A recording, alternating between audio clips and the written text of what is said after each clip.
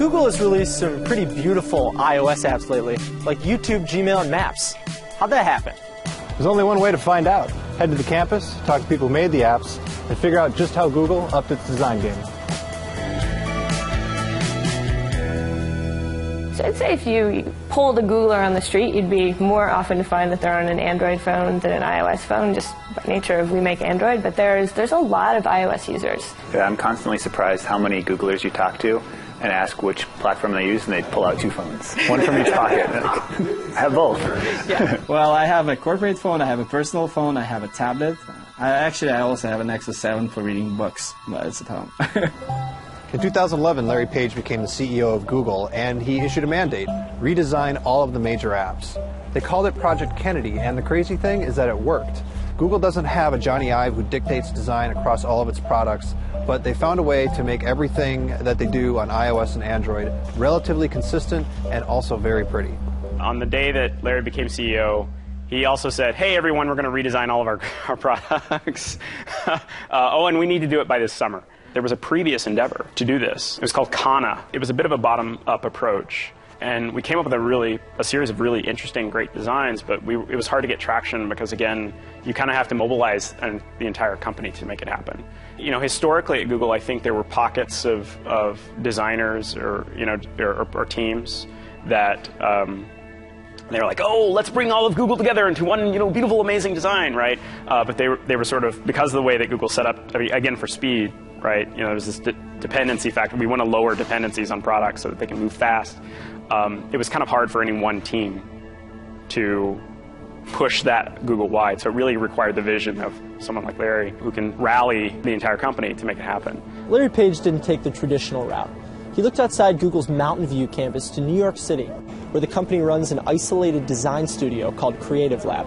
It's known for producing Google's famous Parisian Love Super Bowl ad and an innovative Arcade Fire music video that utilized Google Maps. Lead designers at Creative Lab worked with Google product designers to work out a sharp, modern take on applications like Search and Gmail. Some of these same design ideas seem to have found their way to Google Now on Android, under the direction of Matias Duarte. Google, traditionally, not really well known for design. But it's really changing. Google passionately cares about design, and the entire company is transforming itself around that idea. And Google Now is a great example in so many ways to talk about design and the rise of design culture and the way that design works at Google. Because design is not just about making things more useful, it's not just about making things more beautiful, it's about really figuring out what is the right thing to make and how to make it right. When Google Now began, it was really this mandate and this vision from Larry that Google could be better than instant, that Google could be almost psychic. And this was, a very shocking, provocative direction and definitely scary and disturbing, but it was a very different way of thinking about product. It's not like, oh, we're working on a feature, we've got this idea, we're going to add these little incremental things. It was a vision, and that was awesome. And then the job of the designers was like, okay, how do we get there? What can we do with that vision? Design is really about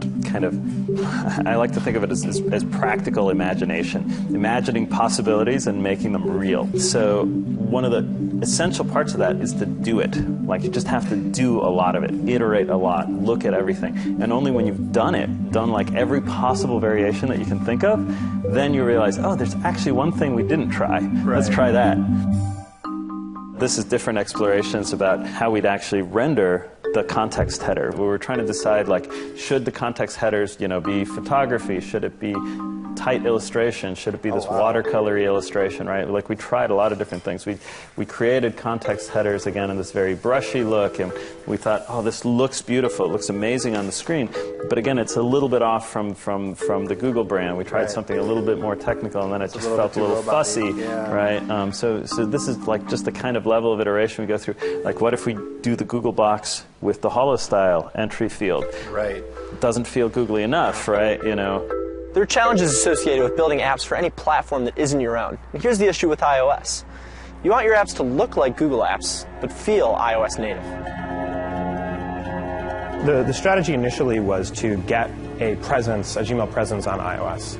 So, looking at the raw materials that we had to work with, what we started with was the web version of Gmail for the phone. And we took the pieces of it that needed to be native, and we made those native and built an experience on the phone. I think when you look at the app today, it's still based on those same underpinnings, but just a huge amount of work has gone into making it fluid, making it really responsive, and then on the visual design side, which I think everyone is reacting to recently, really making great strides in evolving what Google's visual design aesthetic should be on iOS. When I joined Google 5 years ago, there was no such thing as a common design language for a platform. And I think we made a huge progress over the last few years, and especially on iOS, and users notice that. They really appreciate the recent redesigns. And when we launched Gmail 2.0, when we launched Maps, when we launched YouTube, and YouTube 1.1 and YouTube Capture, we got a lot of this positive feedback of users talking about consistency of visual language and Google actually being able to find its own language for iOS. Google succeeded in creating a host of mobile apps that all adhere to one cohesive personality. And at least for now, it seems to be working.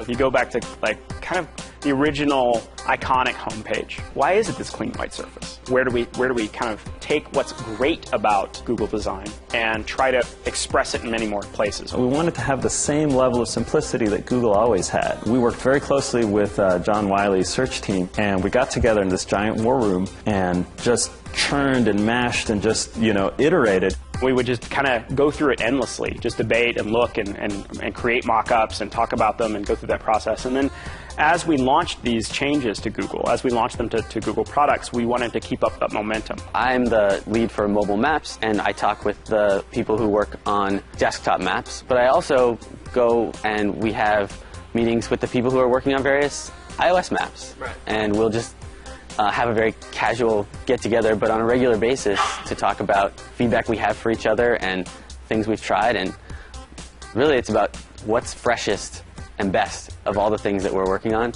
so that everybody can somewhat selfishly have that in their product too. And we don't have a single mastermind designer. It's all about teams iterating together and talking and sharing information, making sure that at some point we're kind of ending up in this sweet spot where our design language is very similar. It fits well into the platform, but at the same time it keeps being Google.